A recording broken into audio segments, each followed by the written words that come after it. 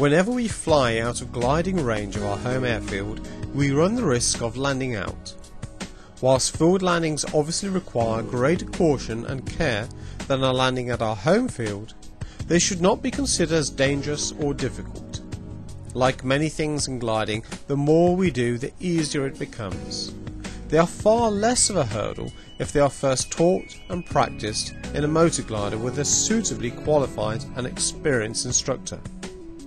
Even this has its drawbacks, however, and a single session can at best only provide a snapshot of what fields are available in the immediate vicinity of the home airfield at any one time of the year. To become competent at field landings, it is necessary to have looked at many fields in different areas and various seasons. This presentation sets out to do just that. It is based on the experience and knowledge of seasoned cross-country pilots who between them have landed in hundreds of fields. We will look at a variety of fields and where possible revisit those fields at different times of the year to see how they have changed with the seasons. Most of the fields looked at will be in the south of the UK, but the same principles apply wherever we fly.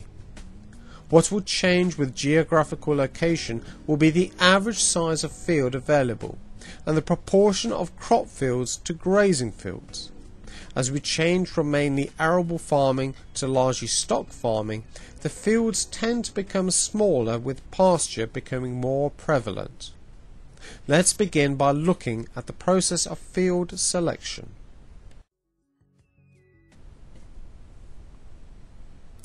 We generally choose fields in the order of size, allied with colour and wind direction, which we'll look at later, then slope and finally surface.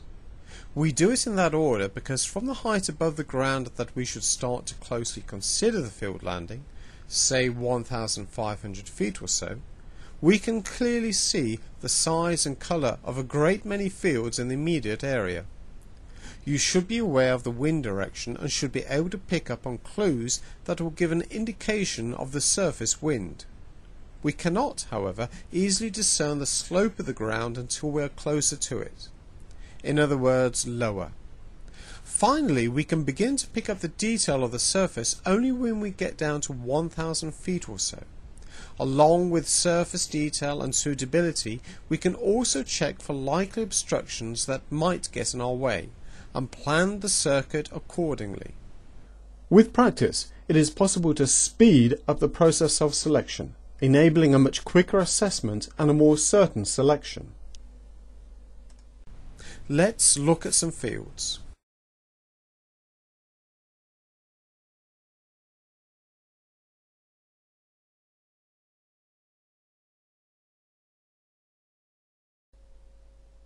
Here we see typical countryside in the south of England. This is the end of July. We will see later how things change with the season, but here we are interested only in the size of the available fields. Because it's midsummer, the dominant colours are yellow or green. Looking at the picture, there are various size fields in view. Some are quite large. From this height, we could glide the fields about halfway to the horizon. Obviously, it depends on the wind and the glider and the amount of sink we encounter, but generally that's a good guess. We can see large green fields in the distance at the top of the picture, which we could easily reach, which look quite promising, and lots of others that are obviously crop of some description. We are at about 2,000 feet here, and whilst we are not desperate, we should be spending more and more of our attention on looking for possible fields, rather than trying to find lift. The lower we get, the more attention we should give to the field landing. At this height, we can afford to spend a little time getting into a good position to either climb away in good lift or examine suitable fields in the area. At the moment, we are simply looking at size. If we look at the field in the middle foreground, disregarding the surface for the moment, we can see a collection of houses along the near edge. So, size and colour you can see from a distance, and it's a good idea to move towards likely looking fields that are the correct colour for the time of year while you still have the height to do so. A little closer to that field and we are down to about 1,500 feet. We can see houses running along one side. By looking at this feature, we can immediately gauge the size of that field and with it the scale of the fields in the surrounding area. Using those houses as a scale, try superimposing your airfield on this picture. We could easily land a glider in that field, approaching from the top of the frame and landing towards the houses, assuming the wind allowed for such an approach. So, by taking a familiar feature, we can estimate the size of the fields around about. This is an important process because in an area where the fields are small, even a field of modest proportions would look enormous. We can see that our field does not look especially large. There are bigger fields around the area, but using our scale technique, we know it is more than adequate. Here we are in a different area at a different time of year. It's late spring and there are several fields of quite thick, dense crop. Some fields bright yellow with rape flowers whilst others are pasture, and some with cattle grazing. The fields are much smaller than in the previous picture, but looking at the field highlighted and comparing it with the size of the houses and farm buildings, we can see it is indeed suitable for a landing as far as size is concerned. But it is considerably smaller than the field identified in the previous slide. Of course, we would have to look more closely at this field if we were considering an approach into it. For instance, if you look closely, you can identify some overhead wires running across the right of the field to the farm buildings. We will look at wires later, but as an example we might consider an approach landing from left to right as we look at this picture, assuming the wind was favourable.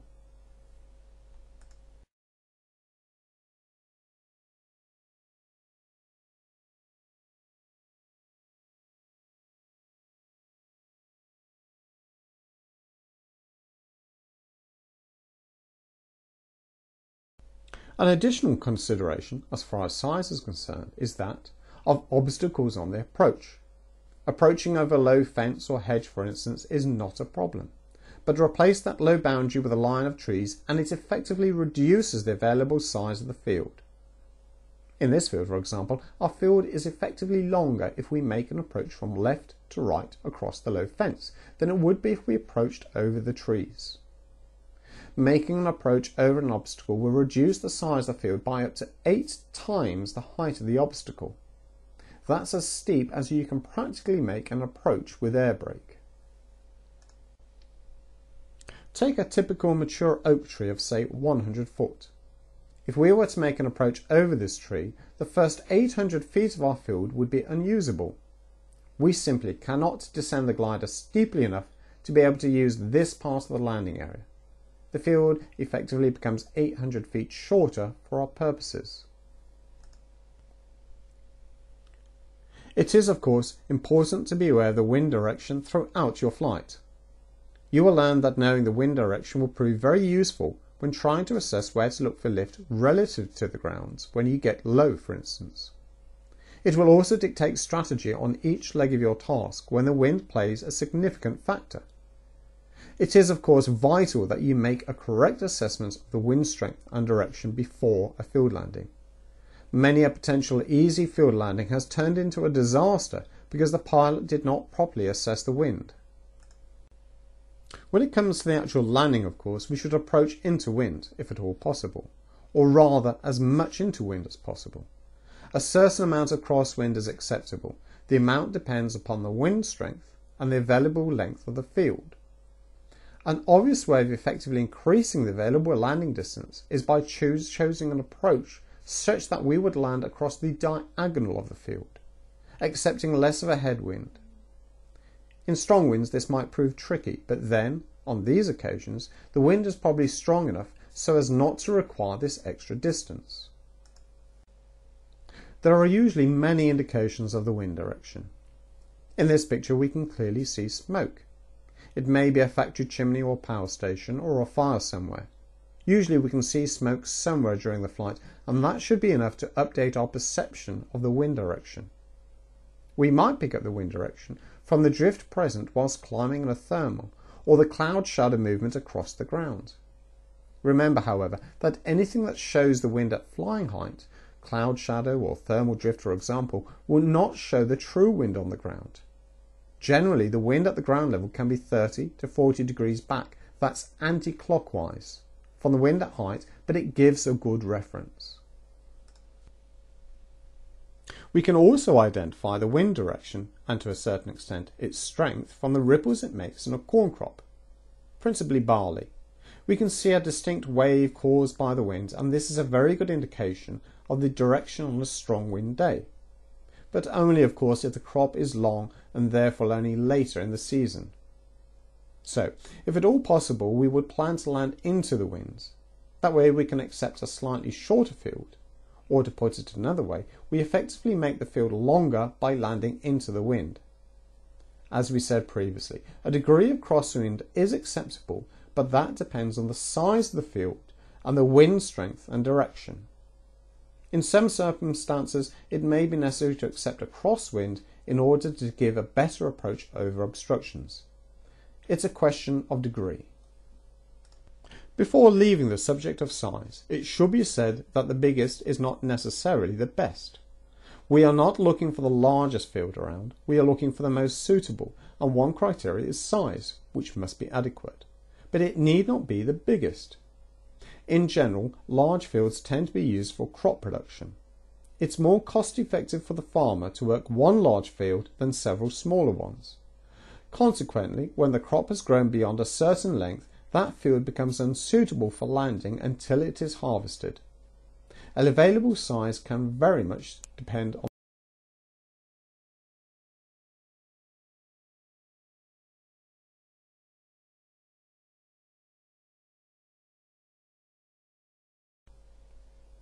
Let's now consider slope.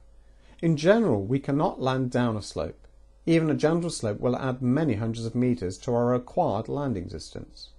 We can land up a slope with care, and faced with a field landing on sloping ground, it would be preferable to land uphill rather than downhill, even if this means we land downwind.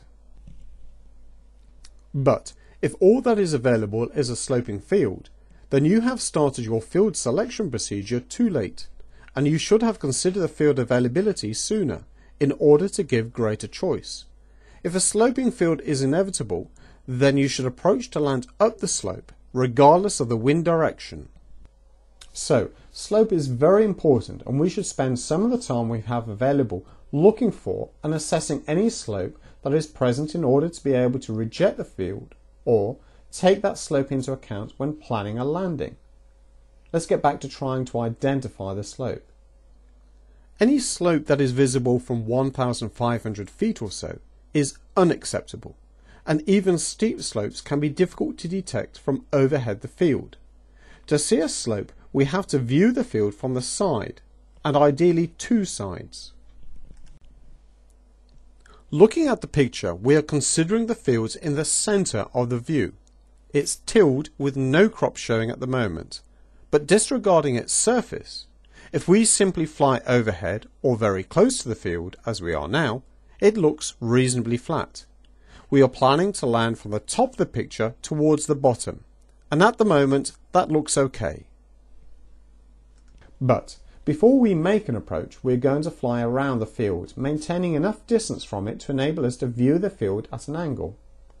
As we approach the end of our leg, we will look back to see the field from a different angle. And now we can see quite clearly that the field is sloping, and that slope is downhill in our intended landing direction. There is another clue to slope in this picture we can see, and that is the change in surface colour. Across the middle of the field and running into the adjacent field. It's there due to the runoff of groundwater, which leaves a different surface contrast. This colour change adds a perspective to the field that suggests a slope. It's not always there, but when it is, it's helpful. It should at least make you suspicious that there is some slope to the field. There are some other indicators of slope we can look at that should give us a clue as to what the slope might be. The wriggling line is a stream, and that would suggest that the fields in this picture will slope down towards the stream. Not by very much in this picture, but you get the idea. Nature always makes wriggling lines. A straight line is man-made. A wriggling line is generally a stream. Even if you can't see the water as in this scene, a wriggling line of bushes should suggest a stream, and that might help to determine slope. Let's recap. Any slope must be identified before it's too late to take it into account, or the field is rejected. If you can identify a slope from the air, it is too steep to land down. You cannot identify slope from overhead. If you have to land on slope, land uphill, even if this means downwind. An uphill landing will require a substantial increase in your approach speed, much higher than for a landing on a level field. During the round out, there is a much larger angle through which the nose must be rotated. Effectively, you're attempting to fly uphill until touchdown, and that requires a lot of extra energy. As a rough guide, you should add around 10 knots for every degree of upslope. Of course, slope is not easy to quantify, so adding a good healthy 15 or 20 knots to your normal approach speed is not excessive. You will very quickly burn off this extra energy during round out and subsequent very short ground roll. Oh, and don't leave your round out too late. Remember, there is a greater angle through which to rotate, and that will take an extra couple of seconds to achieve. So approach faster and round out earlier.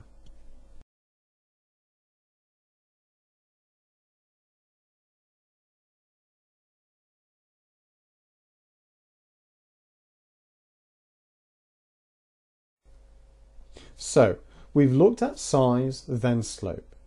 It's time now to look at surface. More precisely, what is growing in the field we are considering, and can it accommodate our landing in it? A flat field that is large enough to land a glider is a valuable asset for the farmer, and he is going to try and make as much use of it as possible. It's almost always going to be used for something. Because it is more cost effective to work a large field, the biggest fields are used for crop production. This means at some times of the year the biggest fields cannot be used. Here we see the situation in early spring. We can see that almost all of the fields have something growing in them. Mostly the colour is green, but looking a little closer we can identify numerous shades of green. There are a few brown colours, but even these have a green tinge which suggests a very young crop just showing through. A crop may be either winter or spring sown. The term winter implies that the crop was sown in the previous autumn and has lain dormant over the winter, ready to grow as soon as the combination of sunshine, temperature and day length produce the right conditions for growth. This will obviously vary depending on exact location in the country and may produce variations of 2 to 3 weeks depending on how far north we are. A winter sown crop will therefore be more advanced in its growing cycle than a spring sown crop, and as such will produce a higher yield than its spring sown cousin, although generally of a poorer quality. Looking at our fields again, we might assume that the dark green field to the top right may be a winter sown wheat crop, while the lighter coloured field next door may well be a spring sown, probably a barley crop which will be less dense than a field of wheat. Looking closer, we can see that the surface is cultivated. It has been worked and rolled prior to sowing, leaving the surface smooth and flat, and the crop is still quite small. We can get away with a landing in a crop field early in the season. All crops will be short, and providing we keep our wings level as we land, it should be possible to land safely. At this time of year, crops have a lot more growing left to do, and whilst a landing glider will do some damage, it will grow out very quickly and as such will not affect the final crop. But because the individual plants are small, they have very little root structure. If there has been recent rain, the ground may be quite soft, in which case you should be prepared for a very short ground roll. As a general rule, if you can see earth through the crop, it should be okay for a landing. A good clue are the tram lines, or tractor wheelings, the parallel lines up and down the field. If they are dark and definite, the crop is too tall. If they are showing earth through them, then it may be suitable. If you can see earth showing through the crop away from the tram lines, then the crop is almost certainly suitable for a landing with care. Let's take a closer look at tractor wheelings. We can see the wheelings clearly in this picture, all taken around the end of April. To do the least amount of damage to a crop, and to more precisely spray expensive fertilizers and pesticides, the farmer will use the same track over and over again, and these parallel lines in the field will be visible throughout the season in all the crops. The tractor will make shallow ruts if the surface is dry, but in a wet spring these ruts may get very deep as the machinery goes down the same track a few times. The wheelings will stay for the whole of the season, and so will the ruts, and as the ground dries during the summer, these ruts can be baked hard. It is always a good idea to land along the wheelings parallel to them, and avoid landing across them. Some may be very deep, and deep enough to damage your glider. Farm machinery tends not to work well across slope, so wheelings usually run up and down any significant incline, another possible clue to a sloping field. We can see now the wheelings how they look from the ground. This is a wheat field in May, although a very dense crop and much too thick for a successful landing. This is after a dry spring and the wheelings are quite shallow. And this is a barley field in June after a particularly wet spring. This is about a foot deep. And some similar fields from the air. The wheelings are very obvious, both in the dark wheat fields and the much lighter coloured barley crop to the right of the frame. Obviously, if we see the field at this stage of development of the crop, we would not choose to land in them. Before moving on then, let's take a look at another springtime crop, oilseed rape. By late March, which is when this picture was taken, oilseed rape is already too tall for a safe planned landing. Planted in the previous autumn and harvested in July, oilseed rape does not grow quickly until around early April. It then begins to grow very rapidly from about mid-April onwards, and can put on 8 to 10 centimetres per day at its peak. By the time we start to get interested in fields, late March or so, the crop is already some 5 centimetres tall and looks like tall cabbages. Although the surface is smooth and flat under the crop, because fertiliser is added in February when the ground is soft and wet, the tractor wheelings will be deep and dangerous. These will stay in the field once formed, all the way through past the harvest. Around mid-April, the crop will form distinctive yellow flowers, which will be visible for miles around. These vivid mustard yellow petals will stay around until early June, when the flowers begin to fade and drop, leaving a tangled, matted mess of light green foliage on a stalk that stands some 1.8 metres tall. We'll leave oilseed rape there for the time being and come back to it later in the season. It is very recognisable when in flower, not so when they drop, but the tractor wheelings remain, and so it is still distinguishable. At any time during the soaring calendar, an oilseed rape field is not suitable for landing. Even after harvesting, we need to exercise caution because of the depth of its tractor wheelings. Tractor wheelings will be visible in every crop field.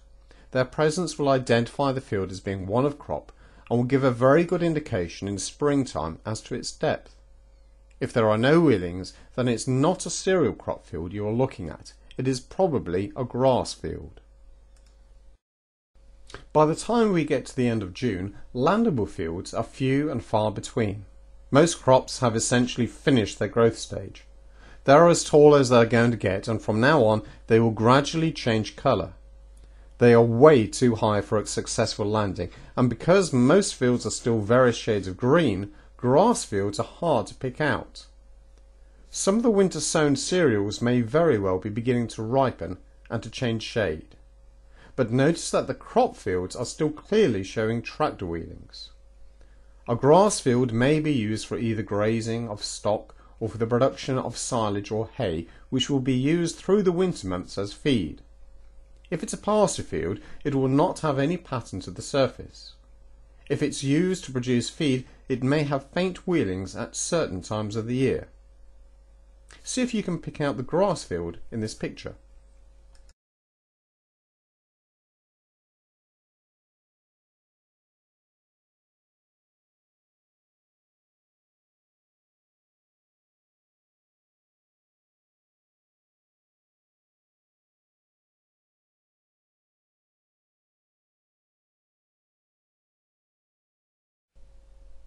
In most areas of the country, but especially in areas where cattle are reared, you will certainly find fields of grass being grown to produce silage or hay.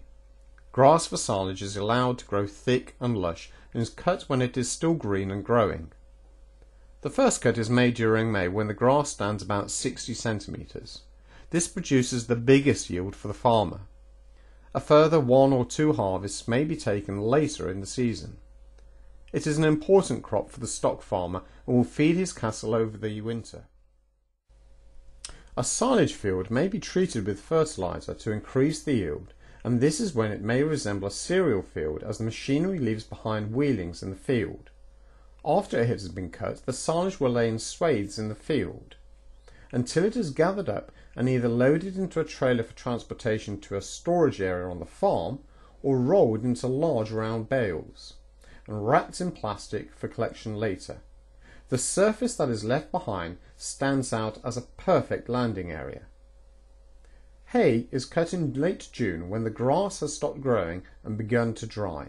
It may also be cut in early August. It is again cut and swathed, but now it is left to dry. Hay can only be made during fine weather for this reason. If it gets wet, it is of poor quality and unpalatable.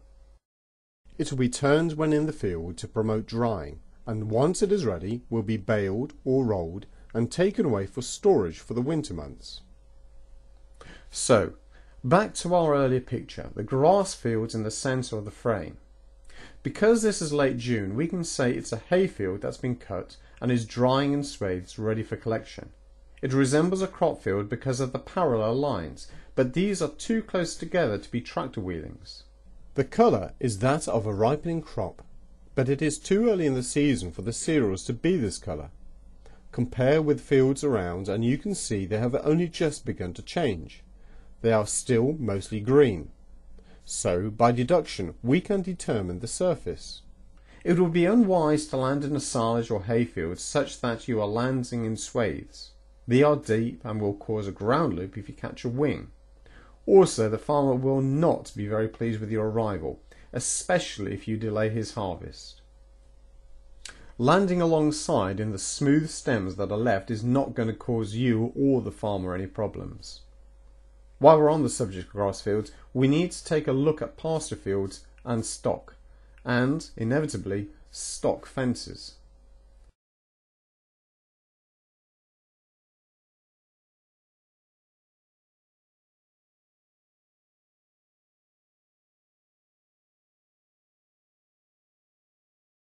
Horses, sheep, cattle.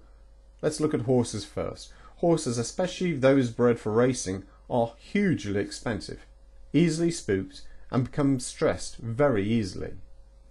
A typical stud farm is neat and tidy with a regular rectangular layout.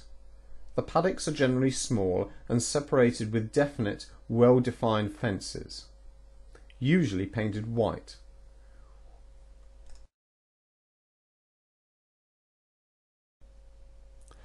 We can see we can easily land in any of the large fields in the centre of the picture, but we can also see the field bottom right has horses in it. Landing in any of the adjacent fields may well cause those horses to panic.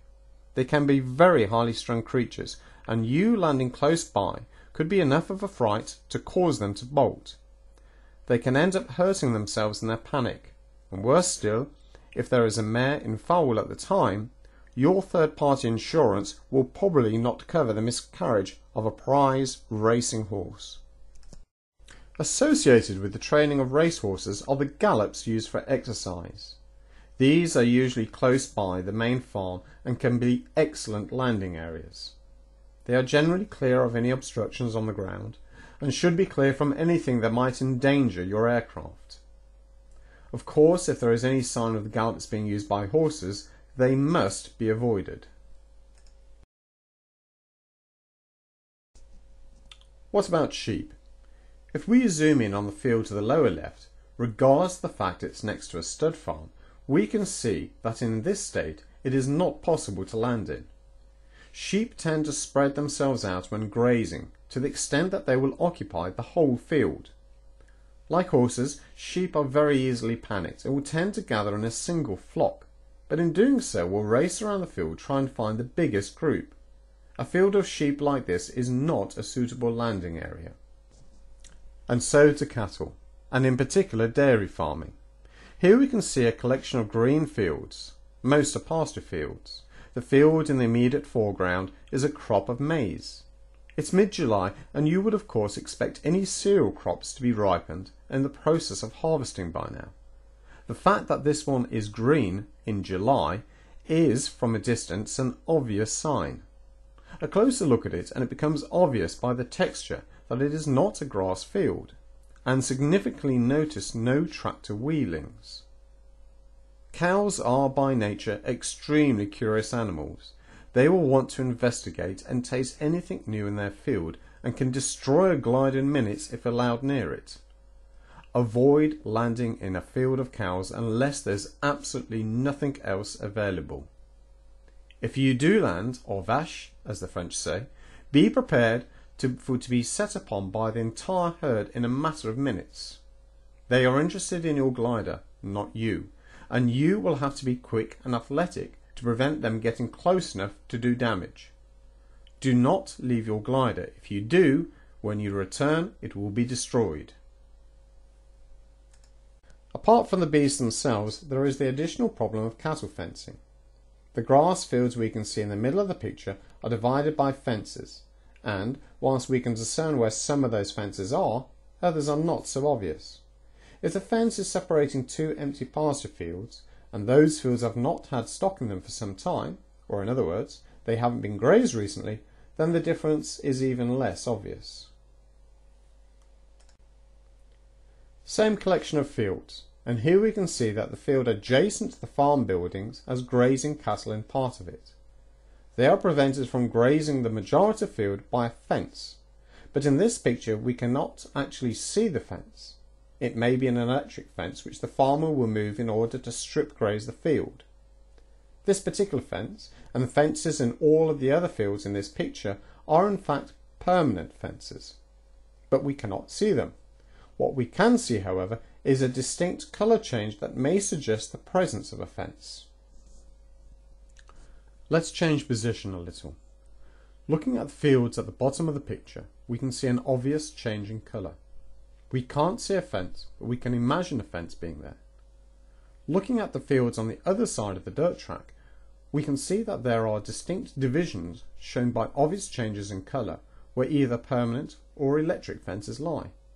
These fences will not only be used to prevent stock grazing new ground, but will also be used to prevent them disturbing previously grazed pasture, to enable it to regrow. It is these changes in colour which give away the possible presence of a fence, and which should make you very cautious.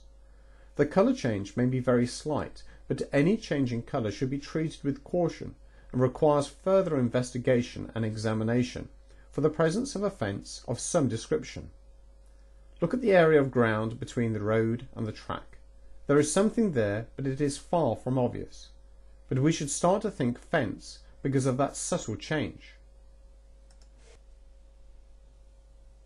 If we get a little closer still and fly around the area, we are down to about 1,000 feet now, and we can see the colour changes across the areas to the right of the track. They are becoming obvious, and those changes in colour are telling you that there is something there. If we were considering this area of fields for a landing, then we would be looking very carefully at these colour changes and how they divide the area up. We can see that to the right of the dirt track, the colour changes are making individual fields that are too small to be of use. Between the dirt track and the road, however, it looks more promising, and assuming the wind was favourable, we might be considering a landing parallel to the road, towards the buildings in the top left of the picture. Nothing we have seen in the previous pictures would suggest that this is not a good plan. We will continue to fly around these fields and look at them from different angles. Remember, we are looking at the area between the road and the track, and there is detail beginning to become obvious. We'll highlight it for you. There is something there. And here, very difficult to see at the moment, but definitely something there. Let's continue round. Now we can see definite and distinct colour changes in the area we were considering. there are lighter patches of colour showing the lines of possible fences, making that area of poor choice. But we only discover this by careful examination and flying around several sides of the field. Let's go down to ground level. The fence is actually in the previous picture. It is the kind that divides all of these fields in this series of pictures. But up until the last couple of slides, it was invisible. We were suspicious that there may have been a fence in the later slides because of the colour change, but the fence itself was not visible, and that fence could be lethal if you tried to land through it. Let's go back to 1,500 feet or so. So, we have a slight colour change which makes us suspicious of a fence. That colour change should be enough for us to decide to land along the apparent colour change rather than through it. Or, as in this case, choose another field entirely. Even when you know the fence is there, it's still difficult to identify. There may be other indicators that help us identify the presence of a fence. Let's zoom in into a couple on this slide. We can see several areas where the grass has been worn away. Here, for instance, at the entrance to the field where the stock gather and are led away, we can see a definite worn path, which is usually associated with a gate, and which is normally in the corner of a field, that corner being made up of two fences. This is a solid indicator that we are indeed looking at a grass pasture field and a good clue to the presence of a fence.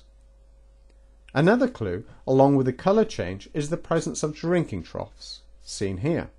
These troughs are sometimes placed in fences so that the cattle or sheep can drink from either side. Look closely along the colour change and you may be able to spot the drinking troughs. Here we can see such troughs with a fence, or at least a colour change running through them. Water troughs can mean a fence. At least assume there is a fence running between them, and that fence can be invisible until you are too close to it. So, resolve to land along a colour change, not across it. If there is a fence, you will avoid it. The simple message about livestock is, avoid landing in a field that is already occupied. You will save yourself a great deal of trouble.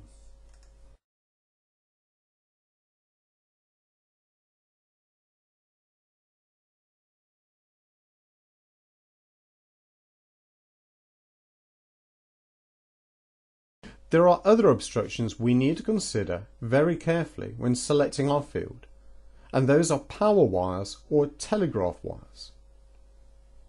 These are power wires. They tend to run straight across a field, taking the most direct route. They generally have 3 wires and sometimes, as here, have a spur off in another direction. They can be tricky to see from the air, and many times it's not the poles that are the first thing that you spot. The farmer can't always get in close to the poles with spraying or sowing machinery, and quite often there is a bare patch around the base or a circular pattern around the poles. Of course, knowing where the wires are in a crop field, if we are not going to land in it, is of little use unless, if we can pick out the lines of the poles, we can sometimes work out how they may affect the field we are interested in, because power wires can be very difficult to spot in a grass field. Remember, it's not the wires you're going to see until the very last minute. It's the poles, or evidence of the poles. If you can see a line of poles, you can avoid the wires. If you can't see the poles, you won't see the wires. Sometimes power wires or telephone wires are supported by poles which are hidden in hedgerows or trees.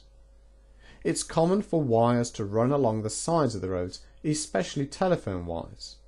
If you are approaching over a road, assume there are telephone poles. Even if you can't see them, assume that they are there.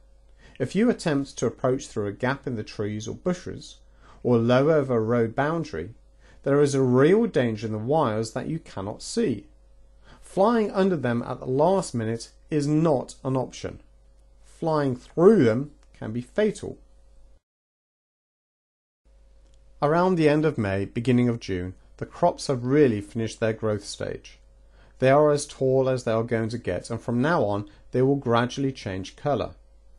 Barley will start to turn a lighter shade of green as it gradually ripens. We have to be careful as some strains of barley can look a lot like newly cut grass from certain angles and from a distance. As we get closer, however, and fly around the field, we can notice the tractor wheelings, and they always point toward it being a crop field. Wheat will become initially dark green in colour as it grows its last flag leaf and then the head. It will begin to turn a lighter green and then ripen a little later than barley. As the season progresses, the fields become uniform in colour with distinct tractor wheelings. Some fields may show storm damage where powerful gusts have flattened the crop. At this time of year, June into July, when crop is too long before the harvest, suitable landing fields can be hard to find. We are mainly focusing on grass and pasture fields and, depending on where you are, these can be tricky to spot. It pays to start looking earlier and higher. By late July, early August, depending on where you are and what the weather has been like, cereal crops are ready for harvest. They have turned into a golden colour and are relatively dry. It is important that the crop is dry when it is cut, so in fine weather the combines will be working dawn to dusk and beyond to gather in the crop.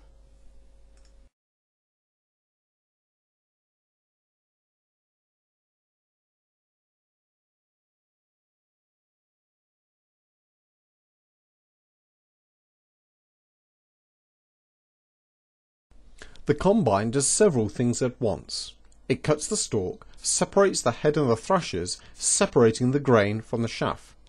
The grain is unloaded at intervals by a trailer driving alongside, which will take its loads to the grain store for drying and storage. The straw is thrown out of the back of the combine and lays in swathes along its track. This is then gathered by a baling machine, which will either bale or roll the straw, which will later be used in the year for winter bedding for cattle or pigs, as well as being used as a feed. In eastern areas, where there are less livestock or more arable areas, there is an excess of straw. If it is not required by the farmer, he may choose to simply chop it into a mulch as it leaves the combine and spread it on the field, ready to be ploughed in to increase the soil's organic content. The surface that is left is smooth and firm and is perfect for landing. Although the cut field is of a similar colour to uncut fields, the difference should be obvious enough to tell them apart, even at a distance. The real clue is in the texture. Gone are the regular tram lines and the even consistency of the surface. The field looks somehow scruffy and untidy. Look at the random tracks formed by the tractors and trailers as they take the shortest distance between the working combine and the gate. So, although in certain light and at a certain angle a field that has been harvested can look similar to a field of standing corn, we can guarantee that if we see random tracks across the field, it has been harvested. Here we are looking at a crop field, and assuming any bales have been gathered and other factors are favourable, it is ideal for landing. Here we can see a stubble field. The bottom half of the field has straw lines. The top half has bales, and we see the baling machine working the straw lines. The random track across the ridges tells us what they are. Obviously, it would be unwise to attempt a landing between the bales. We could, if we had to, however, land in the straw lines, if we were careful. Landing across them is not a good idea. They can be very deep, and lines like this, for instance, would certainly tear your undercarriage doors off, at the very least. But if we land along the lines, between the ridges, so long as we keep the wings level, we should be okay. Dipping the wing into a line of straw, however, could ground loop the glider. In fact, whenever we are landing in a stubble field, we should always try to land along the lines of cut if at all possible. This is the direction the field has been worked. It has been ploughed and tilled and sown and fertilised in the same direction, and all the ruts and tractor tracks will be parallel. If we try and land across the direction of cut, we should expect a very rough and bumpy arrival, maybe enough to damage our glider. Usually, very soon after the crop is gathered and the straw has been picked up, the land will be cultivated. A disc cultivator cuts up the surface and incorporates the stubble. It leaves a soft surface which is still okay for landing providing it hasn't rained. Alternatively, a plough is used, sometimes with a press, to consolidate the ground. Either way, this usually breaks up too much of the previous crop's root structure, and the surface becomes too rough and soft for a successful landing. So, we have been through the whole of the sowing season, from spring through to autumn, and we've looked at the way things change as the farming year progresses. Successful field landings is a prerequisite of cross-country gliding. Knowing what is available and when is a great help, as is a working knowledge of the farming countryside. If you spare a thought to the condition of the fields every time you fly, and get used to looking at them and assessing them, your ability and confidence in choosing suitable fields will grow, and the prospect of landing out will no longer hold any fear or trepidation. There have been many articles written and published in sailplane and gliding about the subject, and it would be a good idea to review these when you can. There are also some important considerations about codes of conduct and the legal aspect of landing uninvited on somebody else's property available on the British Gliding website. It's important you know your rights as well as understand the landowner's point of view. Safe flying and happy landings.